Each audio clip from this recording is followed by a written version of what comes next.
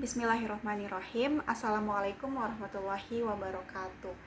Perkenalkan, kami dari kelompok 12 yang dalam hal ini akan mempresentasikan materi mengenai analisis statistik kovarian dan korelasi.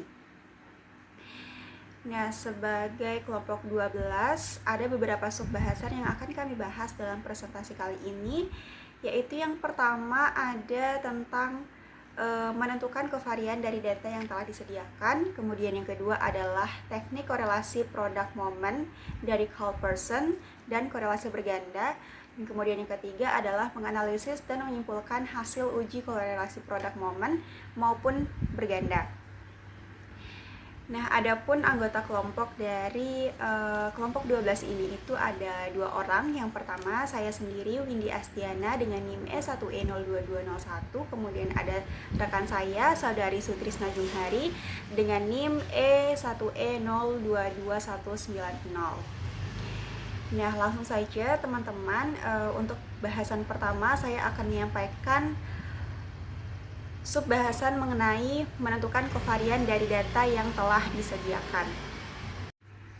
Ya teman-teman, sebelum lebih lanjut membahas tentang bagaimana cara untuk menentukan kovarian dari sebuah data yang telah disajikan, ada baiknya kita membahas terlebih dahulu apa sih yang dimaksud dengan kovarian. Nah, seperti yang sudah kami sisipkan pada slide presentasi, definisi dari kovarian itu adalah jenis perhitungan statistik yang berfokus kepada bagaimana menjelaskan tentang ada atau tidaknya hubungan antara dua variabel yang ada dalam penelitian. Nah, atau kovarian ini itu dapat merujuk kepada bagaimana dua variabel acak pada kumpulan data itu akan berubah bersama. Nah, maksudnya jika kovariansi positif berarti variabel-variabel yang ada itu memiliki hubungan yang positif, yang dimana artinya variabel-variabel tersebut bergerak ke arah yang sama. Dan sebaliknya, jika kovariansi negatif berarti variabel-variabelnya berhubungan terbalik atau bergerak ke arah yang berlawanan. Nah, dalam hal ini, untuk dapat menentukan kovarian dari sebuah data dapat dilakukan dengan dua metode, yang dimana metode pertama dapat kita lakukan dengan cara yang manual, kemudian yang kedua itu dengan metode menggunakan aplikasi-aplikasi yang memang khusus untuk digunakan menghitung data statistik. Nah, dalam hal ini akan kami gunakan aplikasi Microsoft Excel. Kemudian, untuk menentukan kovariansi data dapat dilakukan dengan menentukan kovariansi populasi dan sampel. Nah, untuk rumus menentukan kovariansi populasi dan sampel sudah kami sisipkan juga pada slide presentasi. Nah, di mana pada dasarnya kedua rumus antara menentukan kovariansi dari data populasi dan kovariansi dari data sampel ini itu sama. Yang membedakannya itu hanyalah penyebut dari si rumus tersebut, yang dimana untuk menentukan kovariansi populasi rumusnya ada di sebelah kiri pada PPT yang sudah kami sisipkan. Kemudian untuk menentukan rumus untuk menentukan kovariansi sampel itu sudah kami sisipkan rumusnya di sebelah kanan. Nah, untuk penjelasan dari setiap rumus tersebut sudah juga kami sisipkan pada bagian bawah. Nah, karena seringnya dalam sebuah penelitian kita sering menggunakan data sampel, maka dalam hal ini menentukan kovariansi yang saya akan tentukan itu adalah menggunakan data sampel. Nah, di mana untuk rumus dari kovariansi sampel ini adalah kovarian dalam kurung X, Y sama dengan sigma dalam kurung XI dikurang X bar dalam kurung Y, YI dikurang Y bar per N dikurang 1. Untuk menentukan kovariansi dari sebuah data, ada beberapa langkah yang perlu kita lakukan agar kovariansi dari data tersebut dapat diketahui. Yang dimana umumnya itu ada 7 langkah. Yang pertama adalah mengidentifikasi variabel. Nah, untuk langkah ini kita dapat menentukan terlebih dahulu dua variabel yang akan dihitung kovariansinya. Misalnya, kita ingin melihat hubungan antara hasil belajar, yang dimana di hasil belajar itu kita simbolkan variabel Y, dan jumlah jam belajar yang dimana kita simbolkan dengan variabel X siswa. Nah, kemudian untuk langkah keduanya itu adalah mengumpulkan data. Nah, pada langkah ini kumpulkan data hasil belajar dan jumlah jam belajar untuk setiap siswa dan sajikan menggunakan tabel data. Kemudian yang ketiga itu adalah menghitung rata-rata, yang dimana hitung rata-rata ini itu disimbolkan dengan simbol mu untuk setiap variabel, baik variabel X maupun variabel Y. Kemudian langkah yang keempat adalah menghitung selisih dari rata-rata. Nah, hitung selisih rata-rata ini itu berarti selisih dari setiap nilai X dan Y dari rata-ratanya. Kemudian untuk langkah kelima adalah kalikan selisih, baik selisih X dan Y, yang dimana yang dikalikan itu adalah selisih dari setiap pasangan nilai X, Y, dan YI. Kemudian langkah selanjutnya adalah menjumlahkan hasil kalian. Jumlahkan semua hasil perkalian selisih, yang dimana simbolnya disimbolkan dengan sigma dalam kurung XI dikurang mu X tutup kurung, dan di dalam kurung YI dikurang mu Y. Nah, kemudian untuk langkah selanjutnya itu adalah bagikan dengan jumlah data N. Semisal data kita ada 5 atau ada data 5 siswa, jadi untuk nilai N-nya itu berarti 5.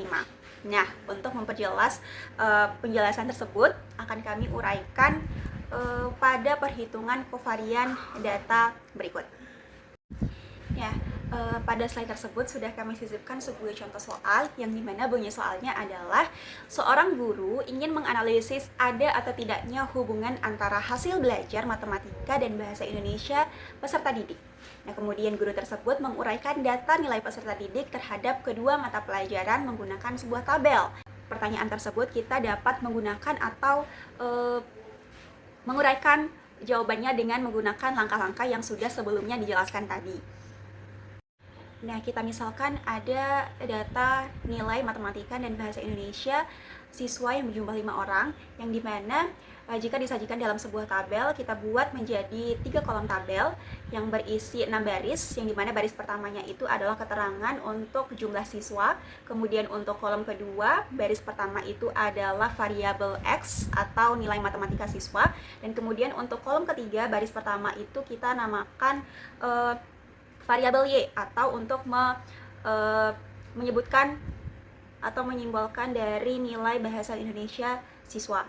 Nah, untuk baris kedua, 3, 4, 5 dan 6 itu diisi dengan nilai siswa, baik nilai matematika maupun bahasa Indonesia. Teman-teman bisa lihat datanya pada tabel data yang sudah kami sisipkan pada slide presentasi.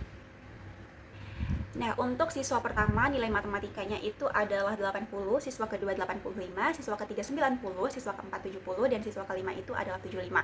Kemudian nilai bahasa Indonesianya itu untuk siswa pertama 75, siswa kedua 78, siswa ketiga 82, siswa keempat 72, dan siswa kelima itu adalah 74. Nah, sesuai dengan langkah menghitung atau menentukan kovarian tadi, setelah kita pilah antara variabel X dan variabel Y-nya, kemudian langsung saja kita beralih kepada langkah untuk menentukan min atau rata-rata dari data tersebut. Dalam hal ini berarti rata-rata dari X atau nilai matematika siswa dan rata-rata dari nilai bahasa Indonesia atau variabel Y siswa.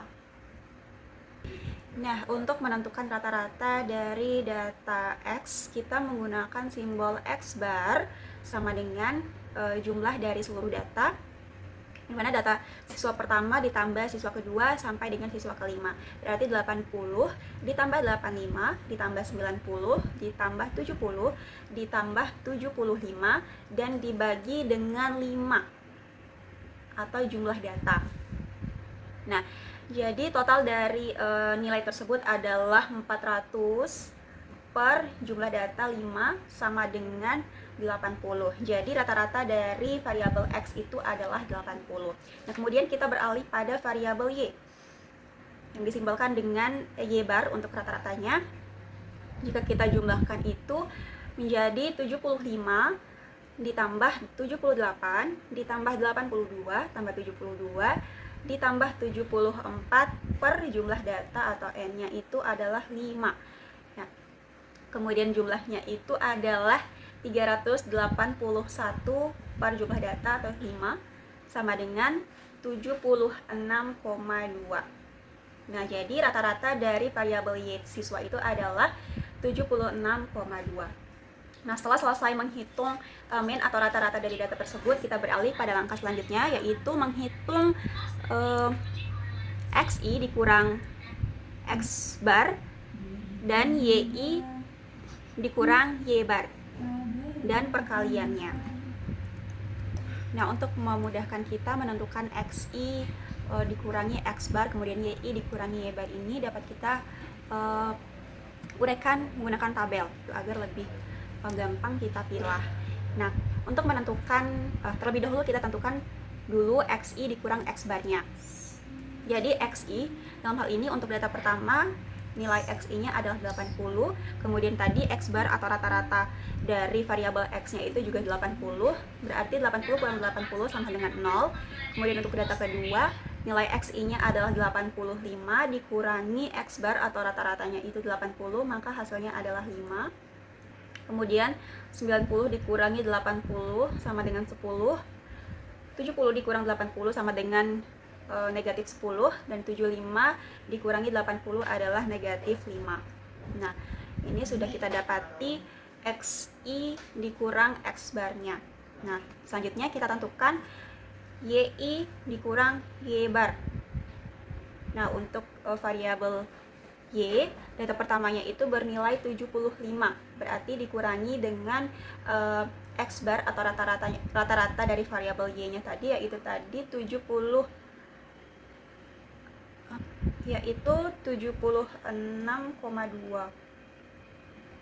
yaitu hasilnya negatif 1,2. Kemudian data keduanya itu adalah 78 dikurangi 76,2 sama dengan 1,8.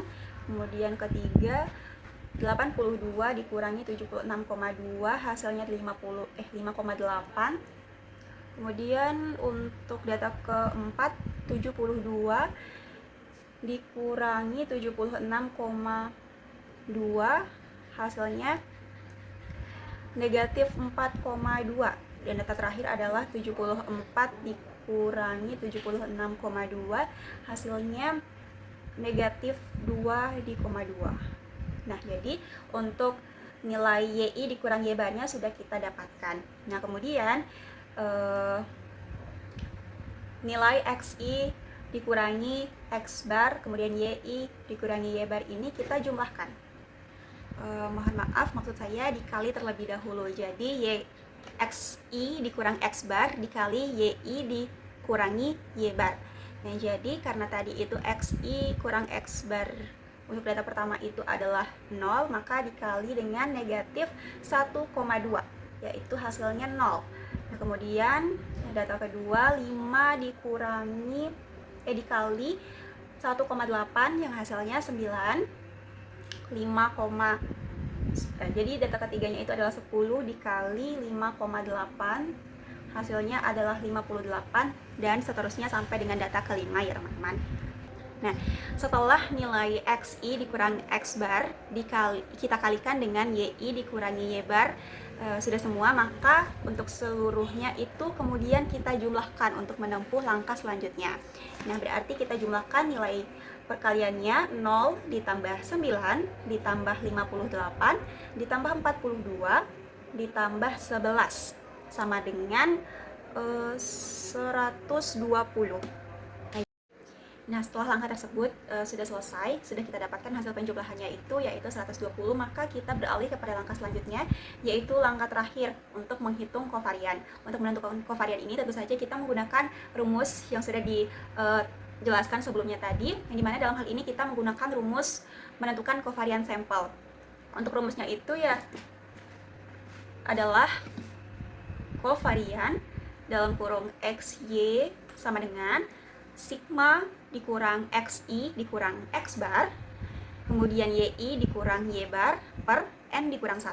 Nah, karena tadi kita sudah dapatkan hasil penjumlahan dari XI dikurang X bar, YI kemudian dikurang Y bar, yaitu 120, berarti ini adalah hasil pembilangnya dari rumus. Nah, kemudian kita tentukan N dikurang 1. Nah, untuk N-nya tadi sudah kita ketahui yaitu ada 5 data. Berarti N-nya itu dari jumlah data tersebut adalah 5 dikurang 1 sesuai dengan rumus. Nah, kemudian hasil ini kita hitung 120 per 4 karena 5 kurang 1. Nah, 120 dibagi 4 atau per 4 hasilnya adalah 30. Maka kesimpulannya adalah kovarian dari data tersebut adalah 30. Nah, teman-teman, dikarenakan kovarian yang sudah kita tentukan atau yang sudah kita hitung ini itu adalah bernilai positif, yaitu 30, maka berarti terdapat hubungan yang positif antara nilai matematika dan bahasa Indonesia peserta didik. Hal tersebut berarti jika nilai matematika peserta didik itu naik, maka nilai bahasa Indonesianya juga ikut naik. Nah, kemudian selain menentukan kovarian dengan cara manual, yang kedua kita akan beralih kepada menentukan kovarian dengan menggunakan Microsoft Excel. Nah, untuk mengetahui apakah benar hasil dari menghitung manual kovarian ini itu dengan menghitung kovarian menggunakan Microsoft Excel. Nah, oke. Untuk mengetahui nilai kovarians dari data nilai matematika dan bahasa Indonesia peserta didik tadi menggunakan Microsoft Excel, langkah pertama yang harus kita lakukan itu adalah menginput data ke dalam Microsoft Excel. Nah, untuk menginput datanya, karena tadi ada 5 siswa pada data yang sudah kita tentukan tadi, maka untuk jumlah siswanya bisa kita sisipkan pada kolom A baris pertama. Nah, kemudian untuk variabel atau nilai matematika bisa kita sisipkan pada kolom B baris pertama atau baris ke-1. Dan untuk nilai bahasa Indonesia atau variabel Y-nya bisa kita sisipkan pada kolom C baris 1. Nah, begitupun seterusnya. Untuk jumlah siswa yang pertama kita sisipkan pada baris kedua, kolom A, dan sampai selesai.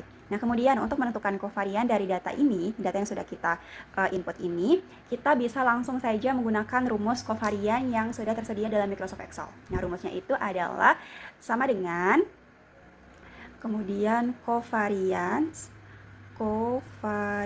karena tadi kita menggunakan covariance sampel, maka kita pilih covariance titik S untuk sampel.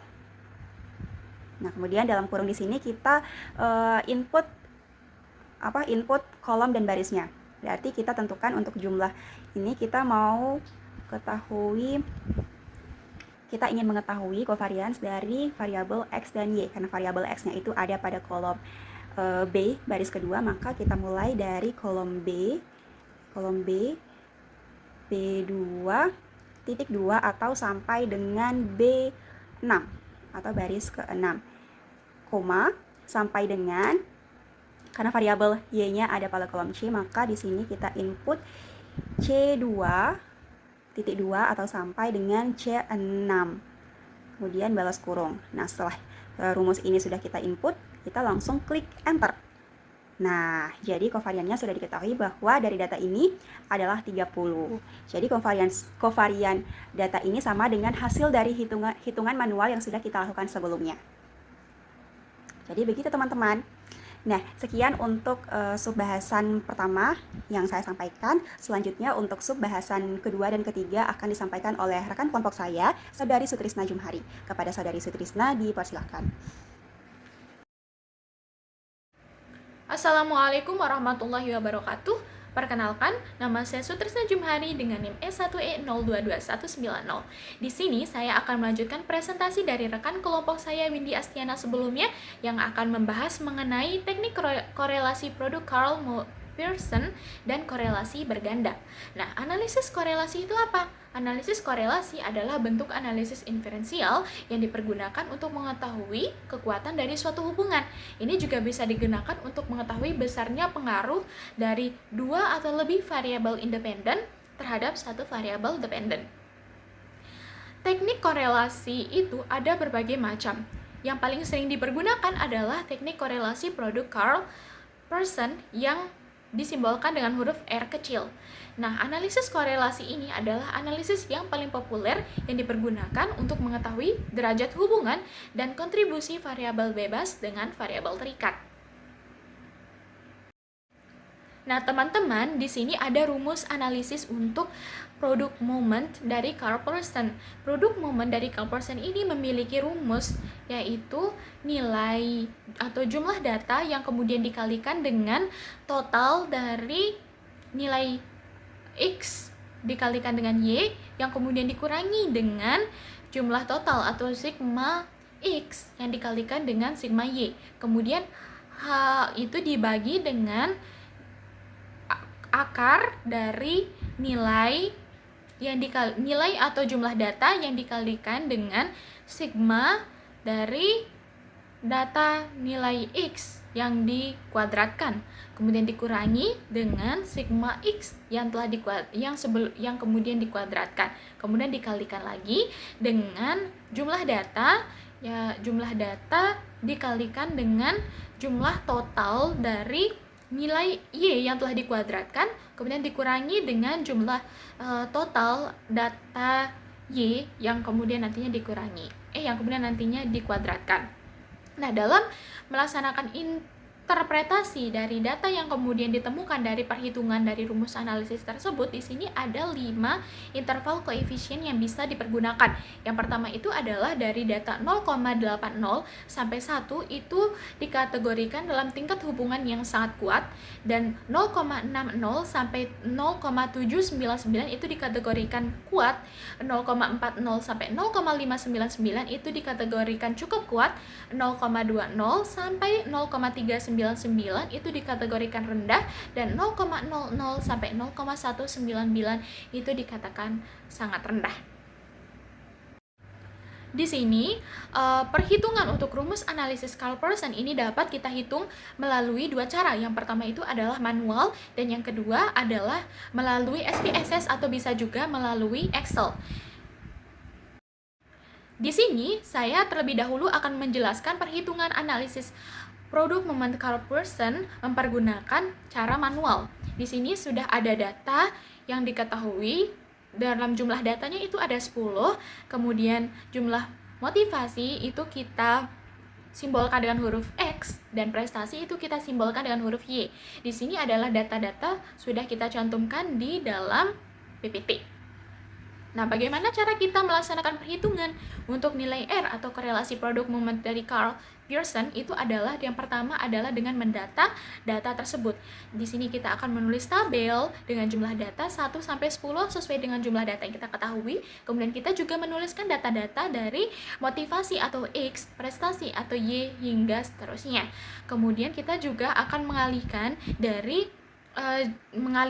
data X dengan data Y, kemudian kita juga akan menghitung berapa sih kuadrat dari data X dan berapa kuadrat dari data Y. Setelah kita menghitung satu persatu dari data-data tersebut, kemudian kita akan membuat perhitungan total yang akan disimbolkan dengan sigma dari data paling bawah.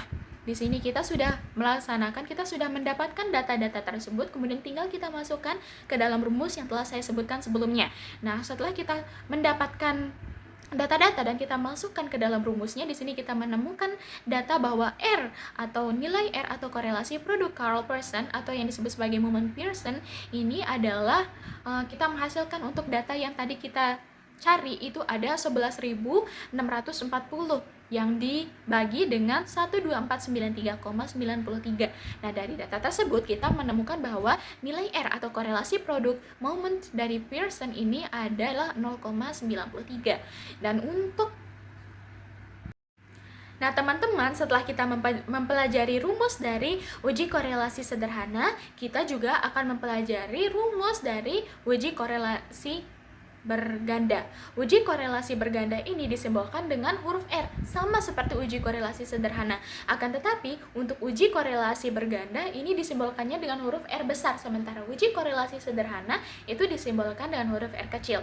Sama seperti uji korelasi sederhana, uji korelasi berganda juga mempergunakan dapat dihitung secara manual dan dapat juga dihitung melalui SPSS atau Excel. Nah, secara manual di sini uji korelasi berganda itu memiliki rumus. Uji korelasi berganda atau yang disingkat dengan R di sini memiliki rumus yang telah kami cantumkan dalam PPT, yaitu R sama dengan dikuadratkan sama dengan kuadrat dari R kuadrat X1Y. R kuadrat X1Y itu adalah koefisien korelasi dari variabel dependen dengan variabel independen pertama. Sementara Rx2 itu adalah koefisien korelasi antara variabel dependen dengan variabel independen kedua. Nah, setelah kita menemukan koefisien korelasi yang X1 tadi, kemudian kita tambahkan dengan koefisien korelasi X2 yang kemudian kita kurangi dengan 2 dikalikan koefisien korelasi yang dikalikan dengan koefisien korelasi kedua yang kemudian kita kalikan lagi dengan koefisien korelasi antara X1 dan X2. Kemudian kita bagikan hasil yang tadi dengan 1 dikurangi koefisien korelasi yang kuadrat, koefisien korelasi antara X1 dan X2 yang dikuadratkan. Nah, bagaimana cara kita mengerjakannya? Di sini telah saya cantumkan bagaimana caranya. Yang pertama itu adalah dengan kita mendata data-data yang kita temukan. Kalau misalnya di sini kita telah menemukan data sejumlah 10 responden, maka kita akan membuat tabel sebanyak 10 tabel, 10 kolom tabel yang kemudian nanti ada angka 1 sampai 10. Setelah itu kita juga akan mendata X1 dan X2-nya dan Y. Karena di sini huruf X di laptop saya agak sedikit error, maka saya mengganti X1, data X1 dan simbol data X2 mempergunakan simbol Y1 dan Y2, sementara untuk Y-nya saya ganti dengan Z. Di sini kita sudah menemukan data mengenai kita sudah menemukan data. Sebelum kita menemukan data tersebut, di sini ada contoh soalnya. Contoh soalnya itu adalah seorang peneliti melakukan penelitian terhadap 3 variabel, yakni tingkat percaya diri dan motivasi belajar terhadap prestasi belajar matematika peserta didik kelas 4 SD Negeri 3 Sunan Adi. Nah, data ini diambil dari 10 responden dengan data yang pertama yaitu data percaya diri yang disimbolkan dengan huruf Y1, kemudian motivasi belajar yang disimbolkan dengan Y2, dan prestasi belajar matematika yang disimbolkan dengan Z. Mohon maaf.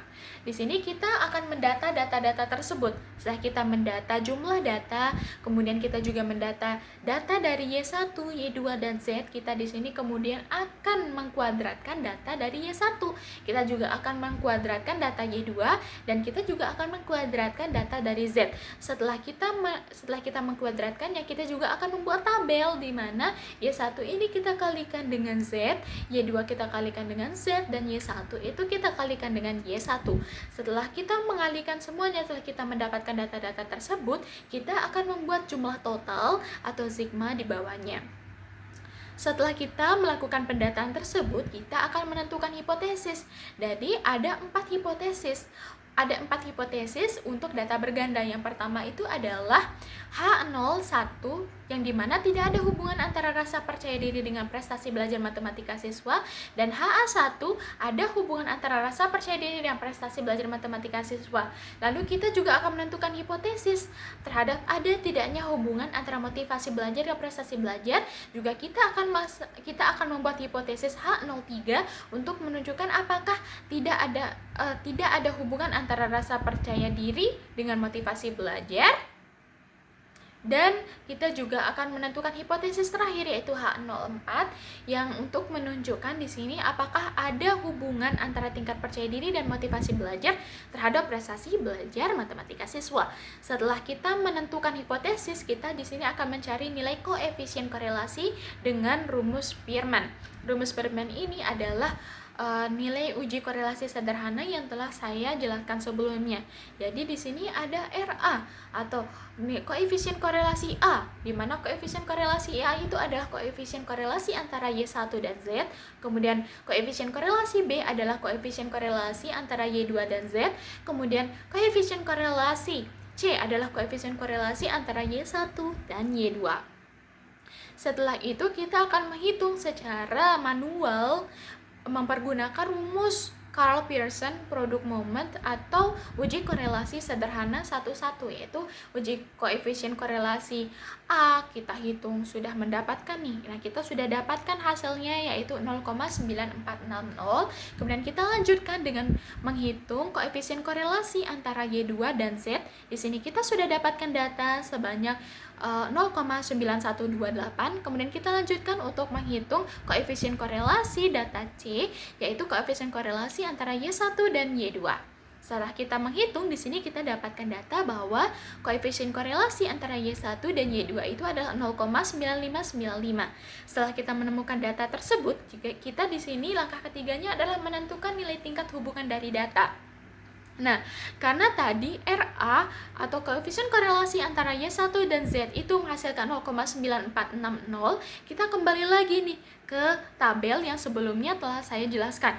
Tabel yang sebelumnya saya jelaskan itu menunjukkan bahwa untuk angka 0,9 itu berarti hubungannya atau hubungan antara rasa percaya diri dengan prestasi belajar itu sangat tinggi. Nah, kemudian kita juga menemukan data bahwa RB atau koefisien korelasi antara Y2 dan Z itu adalah 0,9128, yang artinya hubungan antara motivasi belajar dan prestasi belajar itu sangat tinggi. Kemudian kita juga menemukan data bahwa RC atau koefisien korelasi antara Y1 dan Y2 sama dengan 0,9595 itu menunjukkan bahwa hubungan antara rasa percaya diri dan motivasi belajar itu juga tinggi.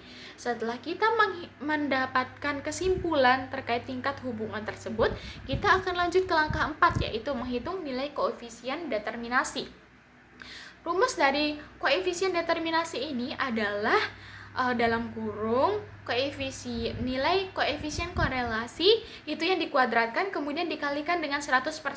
Di sini kita sudah temukan data dari RA, RB, dan RC. Setelah kita menemukan datanya, kemudian kita kalikan dengan 100%. Nah, kita temukan datanya juga di sini, menghitung nilai koefisien determinasinya. Telah kita temukan datanya sebanyak 89,5%, 89,32%, dan 92,06%. Setelah itu kita akan konversikan nilai R ke UJT. Nah, UJT ini rumusnya itu adalah T sama dengan koefisien korelasi akar jumlah data minus 2 kemudian dibagi dengan akar 1 minus koefisien korelasi kuadrat. Nah, di sini kita sudah temukan datanya, kita masukkan satu per satu dari data-data atau hasil perhitungan yang telah kita buat sebelumnya ke dalam nilai UJT. Di sini kita ada temukan data bahwa TA itu ada 8,2540, TB itu 6,3216, sementara untuk nilai TC itu ada 9,6336.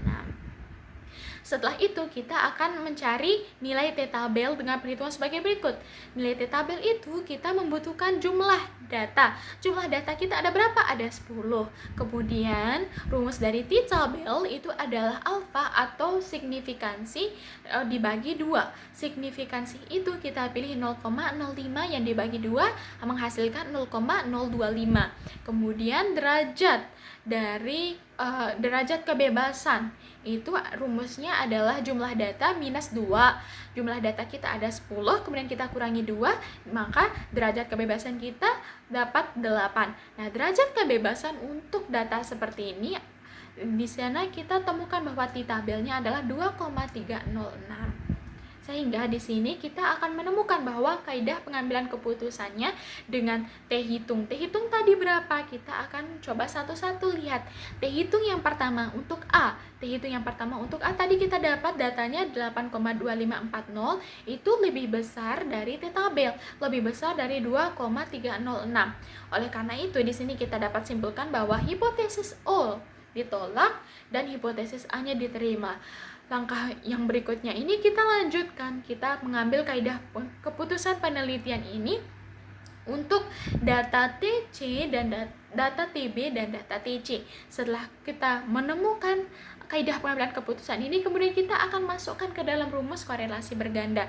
Jadi kita masukkan data yang tadi kita temukan, yaitu data terkait dengan koefisien korelasi ke dalam rumus korelasi berganda. Rumusnya apa tadi telah kita jelaskan. Jadi rumus rumus korelasi A yang tadi kita temukan di sini 0,9469 itu kita kuadratkan, kemudian ditambahkan dengan korelasi sederhana dari data B atau dari data Y2 itu 0,9128 yang dikuadratkan, kemudian kita kurangi dengan 2 kali 0,9469 atau data korelasi sederhana A dikalikan dengan data korelasi sederhana B yang kita kalikan lagi dengan data korelasi sederhana C. Kemudian kita bagi dengan 1 minus data korelasi sederhana C yang dikuadratkan. Nah, kita temukan di sini hasilnya 0,9. Nah, karena ditemukan bahwa korelasi berganda adalah 0,9, maka di situ kita dapat ambil kesimpulan bahwa hubungan antara rasa percaya diri dan motivasi belajar terhadap prestasi belajar itu sangat kuat. Dalam penghitungan korelasi sederhana, kita dapat menggunakan Excel atau SPSS untuk menghitungnya. Nah, yang pertama di sini kita bisa menggunakan Excel karena saya tidak memiliki SPSS. Langkah pertamanya adalah kita akan membuat tabel dulu di Excel. Tabel ini mencakup jumlah atau banyak data yang ada di dalam data. Kemudian kita juga akan mengentrikan data-data terkait dengan motivasi dan prestasi. Motivasi di sini adalah X dan prestasi di sini adalah Y. Kemudian dari hasil yang kita temukan di dalam penghitungan secara manual itu menemukan data bahwa hasilnya adalah 0,931. Di sini kita akan mengecek dengan mempergunakan Excel apakah hasilnya juga akan sama 0,931. Rumus dari korelasi sederhana ini ketika kita melaksanakan penghitungan dengan Excel adalah yang pertama mengetik sama dengan, kemudian Pearson buka kurung, kemudian Pearson, kemudian kita buka kurung. Di sini karena ada datanya itu bermula dari B dan 2, maka kita bisa langsung tulis di sini B2, kemudian pakai ini, dan data ini berakhir pada B11. Maka kita bisa tulis B11, koma untuk membaginya, dan kita bisa menggunakan kata C2 sampai C11 untuk memblok bagian yang ini. Lalu kita tutup kurung dan kita enter. Nah, kita dapat melihat bahwa hasil yang dihitung oleh Excel dan hasil yang kita dapat melalui perhitungan secara manual ini sama. Oleh karena itu, kita dapat menentukan bahwa rumus tersebut sudah valid untuk penggunaan Excel.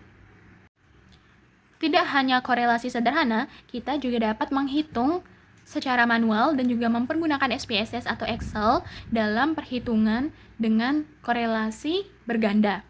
Caranya adalah yang pertama, karena tadi kita sudah menemukan jawaban dari data tersebut, maka kita di sini sudah memasukkan data terkait dengan jawabannya untuk mengecek apakah ketika kita mempergunakan Excel, apakah rumus tersebut dapat memberikan jawaban yang sama.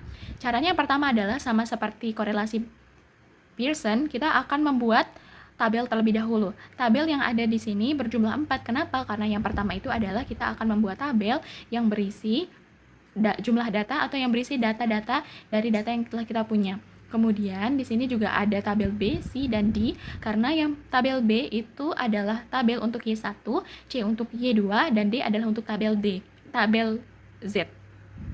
Nah, caranya itu sama saja. Yang pertama adalah kita mengklik tanda sama dengan, kemudian bedanya antara korelasi sederhana dan korelasi berganda adalah jika korelasi sederhana itu mempergunakan Pearson dalam rumusnya, dan kalau korelasi berganda itu menggunakan rumus Corel. Seperti ini tulisannya, Corel. Kemudian kita buka, kemudian ini akan kita gabungkan, kita akan lihat bagaimana hubungan antara bagian percaya diri dan prestasi. Yaitu dengan rumus kita buat yang percaya diri itu ada di kolom B nomor 2, B2, kemudian B11. Nah, untuk yang tabel prestasi di sini ada di tabel D. D2, D11. Tutup kurung lagi, kemudian kita enter. Nah, seperti yang kita lihat, di sini hasilnya adalah 0,94 sama seperti 0,94 dari data perhitungan manual.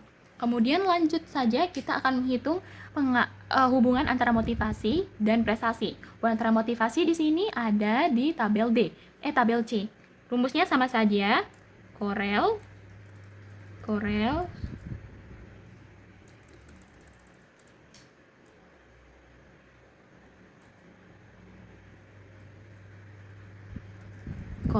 kemudian buka kurung.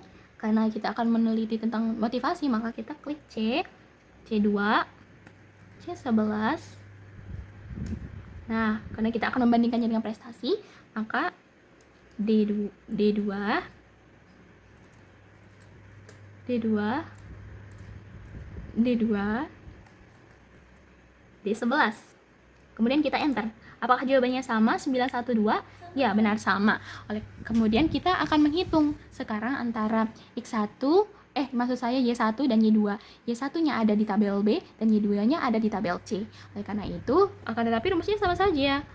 Sama dengan kemudian Korel, buka kurung, B2, B11, C2, C11. Kemudian kita enter. Nah, hasilnya sama, 0,9595, hasilnya juga 0,9995. Nah, kemudian untuk mengetahui apakah percaya diri dan motivasi ini berpengaruh atau memiliki hubungan dengan prestasi atau variabel Z-nya, kita mempergunakan rumus yang agak sedikit berbeda, tapi masih sama dengan Korel, kemudian buka kurung, percaya diri dan motivasi, B2, S11. Nah, bedanya di sini karena kita akan mempergunakan tanda bintang yang ada di atas angka 8. Kemudian kita akan menambahkan data yang motivasi, yaitu dengan cara C2, C11. Nah, kita akan memisahkannya dengan koma untuk yang bagian prestasi, D2, D11. Kemudian kita akan enter. Benar. Nah, ini jawabannya sama-sama 0,92. Nah, dalam perhitungan yang kita laksanakan secara manual, jawaban yang kita peroleh juga 0,9. Oleh karena itu, di sini dapat kita simpulkan bahwa perhitungan untuk korelasi berganda ini tidak hanya bisa dilaksanakan secara manual, tapi juga dapat dilaksanakan dengan lebih mudah melalui Excel.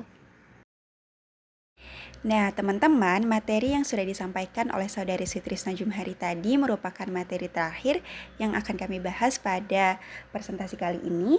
Terima kasih sudah menonton. Wassalamualaikum warahmatullahi wabarakatuh.